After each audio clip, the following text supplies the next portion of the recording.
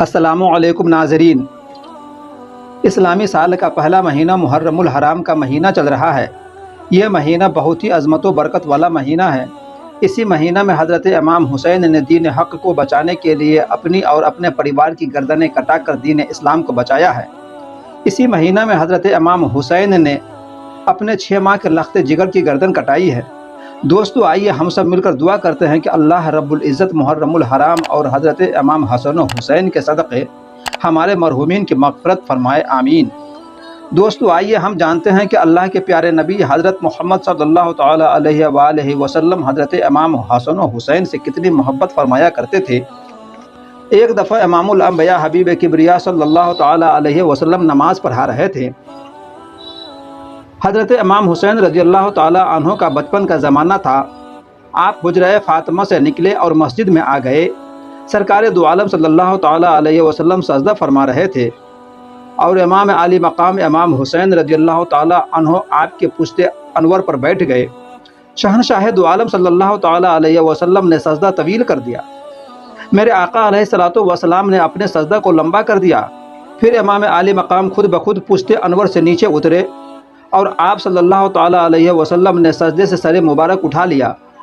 پھر جب نماز سے فارغ ہوئے تو صحابہ کرام رضوان اللہ تعالی علیہم اجمعین نے عرض کیا، یا رسول اللہ صلی اللہ تعالی علیہ وسلم، ہمارے ماں اور باپ آپ پر قربان ہو جائیں، کیا آپ سجدوں کو طویل کرنے کا وقت آ گیا ہے؟ کیا آپ سجدوں کو طویل کرنے کا حکم آ گیا ہے، یا آپ پر اس وقت وحی نازل ہو رہی تھی جو آپ نے اس قدر طویل سجدہ فرمایا ہے؟ سرکار دو عالم صلی اللہ تعالی علیہ وسلم نے فرمایا، ایسی کوئی وجہ نہیں تھی، بلکہ وجہ یہ تھی کہ میرا بیٹا حسین میری پیٹھ پر بیٹھ گیا اور میرے دل نے یہ پسند نہ کیا کہ میں جلدی اٹھوں اور یہ گر جائے۔ قربان جاؤ عظمت حسین پر کہ جس کی خاطر شہنشاہ دو عالم نے خطبہ کو بند کیا، اپنے سجدہ کو لمبا کر دیا کہ کہیں میرا حسین میری پشت انور سے گر نہ جائے۔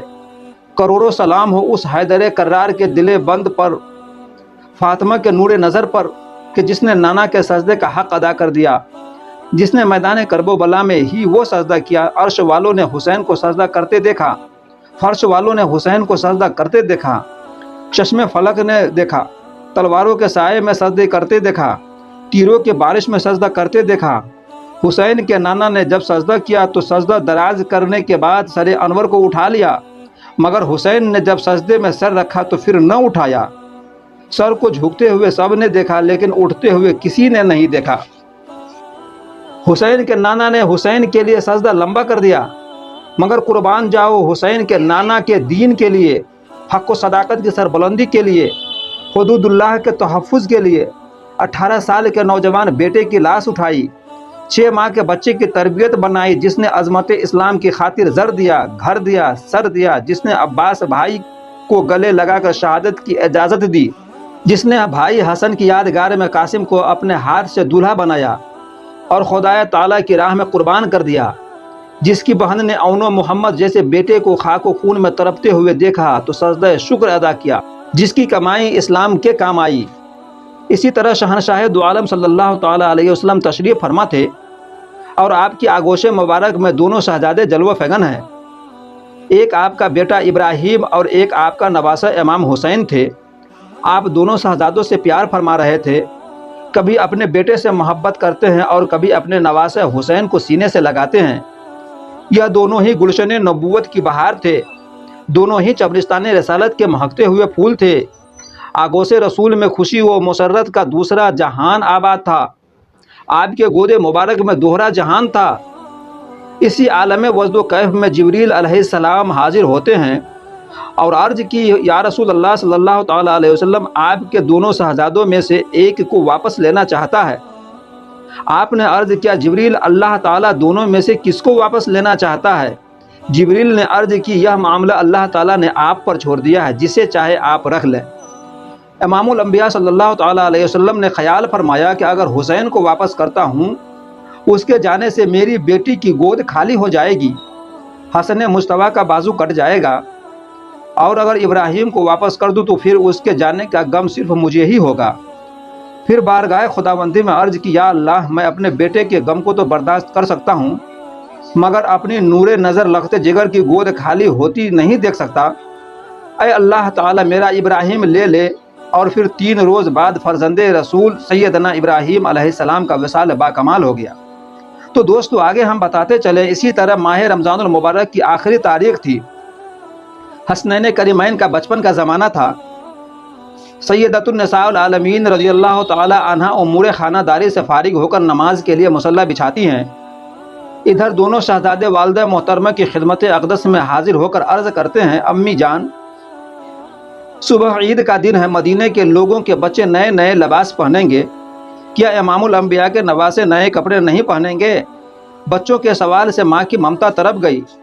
बच्चों को तसल्ली दी गई कि मेरे बेटों कोई फ़िक्र की बात नहीं, तुम्हें भी इंशाअल्लाह नए जोड़े मिल जाएंगे।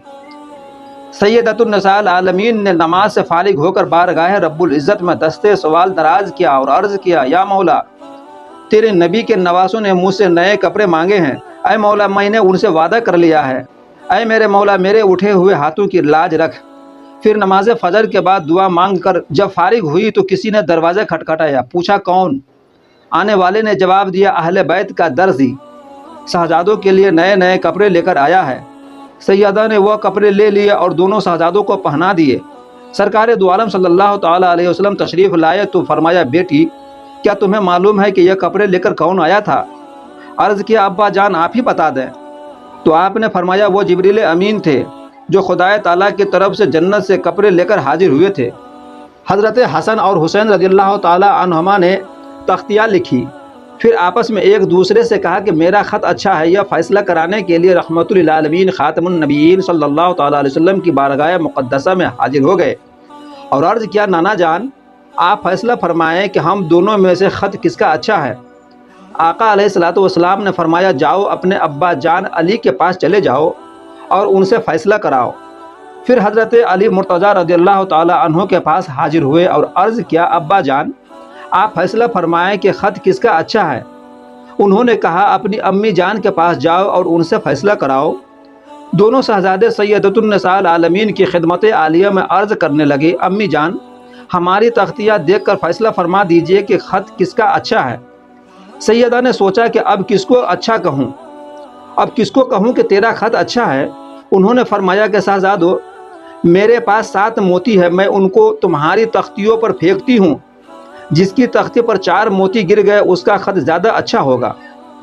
जब उन्होंने तख्तियाँ फैलाई तो सैयदा ने मोती उछाल कर फेंकी तो 3 हज़रत इमाम हसन और 3 हज़रत इमाम हुसैन की तख्ती पर गिरे और 7वां मोती अल्लाह ताला की कुदरत से फ़िज़ा में ही मुअल्लक़ रह गया। अल्लाह तबारक व तआला की तरफ से जिब्रील अलैहिस्सलाम को हुक्म हुआ कि 7वें मोती के 2 टुकड़े करके एक टुकड़ा हज़रत इमाम हसन की तख्ती पर और एक टुकड़ा हज़रत इमाम हुसैन की तख्ती पर रख दो। सुभान अल्लाह। इससे क्या अंदाज़ा लगता है कि हज़रत इमाम हसन और हुसैन का क्या मर्तबा रहा होगा और उनका क्या मर्तबा है।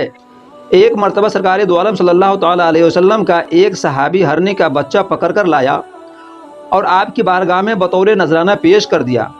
आपने उसे कबूल फरमाया और वो हरनी का बच्चा हज़रत इमाम हसन को अता फरमा दिया।